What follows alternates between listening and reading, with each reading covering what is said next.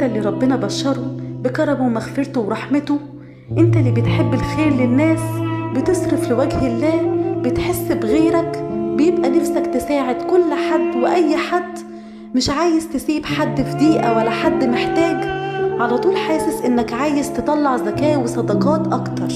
بس مهما عملت ومهما صرفت لوحدك مش هتقدر توصل لكل محتاج، مش هتقدر لوحدك تغطي كل الاحتياجات. عشان كده انت محتاج مؤسسة زي بيت الزكاة، عشان مساهمتك مهما كانت قليلة مع مساهمة غيرك بتعمل فرق. وبيت الزكاة بيقدر يوصلها للمحتاجين بجد في كل مكان في مصر. بيت الزكاة والصدقات المصري بيخضع لإشراف فضيلة الإمام الأكبر شيخ الأزهر، يعني فلوس الزكاة والصدقات معاك هتروح لمصاريفها الشرعية. مع بيت الزكاة والصدقات المصري هتقدر توصل لناس أكتر، إنما لوحدك مش هتقدر. ما تأجلش زكاتك في بيت الزكاة، لأن زكاتك بركة حياتك.